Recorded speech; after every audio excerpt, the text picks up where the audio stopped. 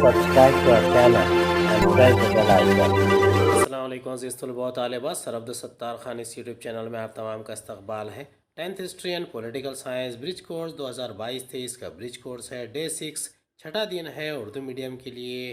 چلیے شروعات کرتے ہیں۔ برج کورس دن چھٹا، جماعت دہم، مضمون تاریخ و سیاسیات، اکائی جز اور ذیلی اکائی ہے جماعت دہم، اطلاقی تاریخ، زندگی اور مختلف مضامین میں تاریخ کے اطلاق کو سمجھنا اور اس پر عمل پیرا ہونا۔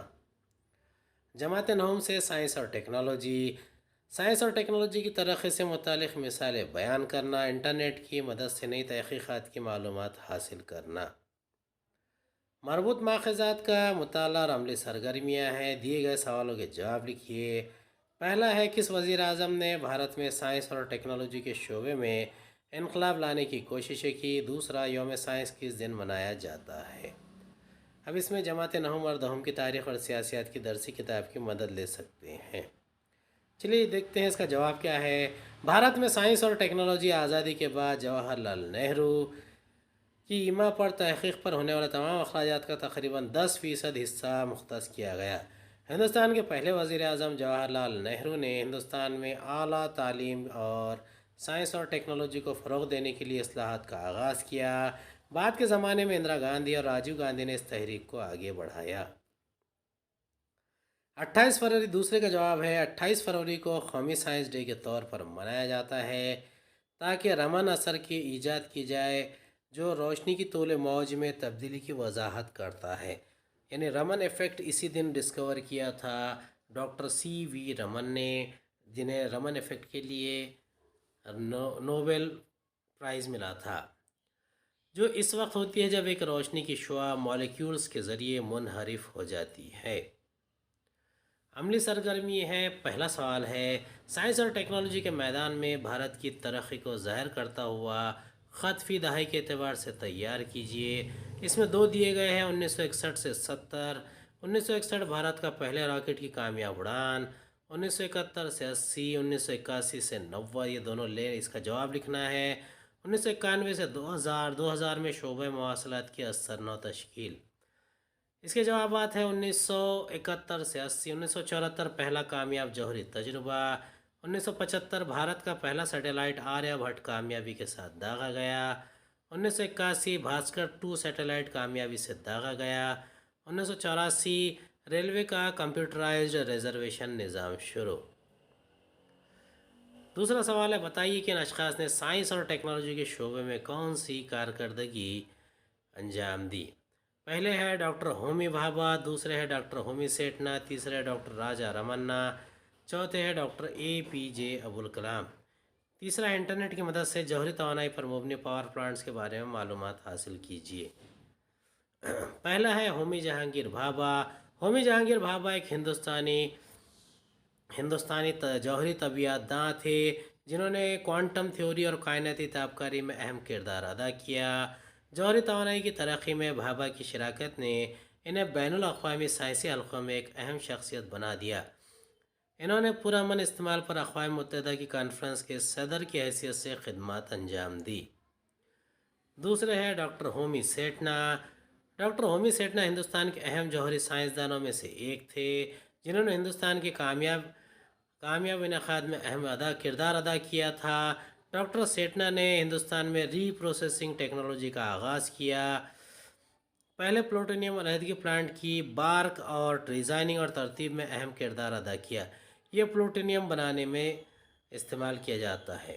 یہ پلوٹونیم نیوکلیئر ڈیوائس بنانے میں استعمال کیا گیا ہے جس کا تجربہ 18 مئی 1974 کو پوکھران میں کیا گیا تھا۔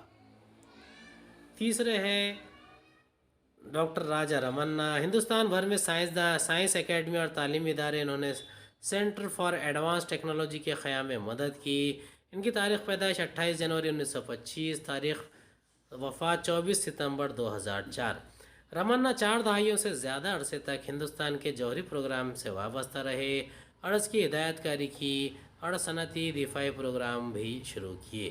انہوں نے نیوٹران تھرملائزیشن اور ری ایکٹر ڈیزائن کے میدان میں اہم شراکت کی۔ Doctor Ramana D R D O کو گھر لے آئے، یعنی ڈی آر ڈی او کو انہوں نے ایک عام تنظیم بنانے میں بڑا اہم کردار ادا کیا۔ چوتھے ہیں doctor A P J Abdul Kalam.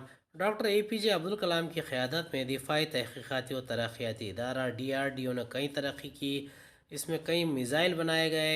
Missile بنانے میں ڈاکٹر کلام کا بہت بڑا حصہ ہونے کی وجہ سے انہیں میزائل مین کہا جاتا ہے۔ اگلا ہے انٹرنیٹ کی مدد سے اسرو کے متعلق معلومات لکھیے۔ دوسرا آن لائن تعلیم کے فوائد و نقصانات لکھیے۔ تیسرا سائنس اور ٹیکنالوجی میں تاریخ کے مضمون کی افادیت کی وضاحت کریں۔ کمپیوٹر کی مدد سے ریلوے ریزرویشن کر کے ریلوے سفر کریں اور اپنے سفر کا تجربہ لکھیں۔ یہ سرگرمی ہے۔ اساتذہ اور والدین کی مدد سے اپنے قریبی آکاش وانی مرکز کا دورہ کریں اور معلومات حاصل کریں۔ گھر کام کا پہلے سوال کا جواب ہے Indian space research organisation ISRO Hindustan کی قومی خلائی ایجنسی ہے جس کا صدر دفتر بنگلور میں ہے۔ یہ خلائی محکمے کے تحت کام کرتا ہے جس کے براہ راست نگرانی وزیر اعظم کرتے ہیں۔ اس کا ہیڈ کوارٹر بنگلورو میں ہے۔ اس کی بنیاد 15 اگست 1969 کو ڈالی گئی۔ اس کے بانی تھے ڈاکٹر وکرم سارا بھائی۔ اس کا کل تخمینہ بجٹ ہر سال کا یعنی 22-23 کا بجٹ 13,700 کروڑ ہے۔ اس کا دائرہ اختیار بھارت میں ہے۔ اب یہ جو ماتحت ادارہ خلائی محکمے کے آتا ہے۔ آن لائن تعلیم کے بہت سے فائدے اور نقصانات ہیں۔ اس میں سے پہلا فائدہ ہے بہت سے لوگ اس کی لچک کے لیے آن لائن تعلیم سیکھنے کا رخ کرتے ہیں۔ آن لائن تعلیم میں کیریئر کو آگے بڑھانے کی صلاحیت ہوتی ہے۔ آن لائن کورسز اور پروگراموں کی وسیع رینج موجود ہے۔ آن لائن تعلیم کے فائدہ نقطہ نظر کی ایک وسیع رینج مہیا کرتا ہے۔ اس کے علاوہ فوری طور پر قابل اطلاق کورس ورک ہے۔ استطاعت بہت آسانی سے حاصل ہو جاتی ہے۔ ٹائم مینجمنٹ کی مہارت کی ترقی آن لائن تعلیم کی ایک اہم خوبی ہے۔ اسی طریقے سے مجازی تعاون کے مواقع بھی آن لائن تعلیم میں موجود ہیں۔ اگلا ہے آن لائن تعلیم کے نقصانات۔ آن لائن سیکھنا انتہائی تنہائی کا احساس پیدا کر سکتا ہے۔ ہر کوئی اپنے طریقے سے سیکھتا ہے۔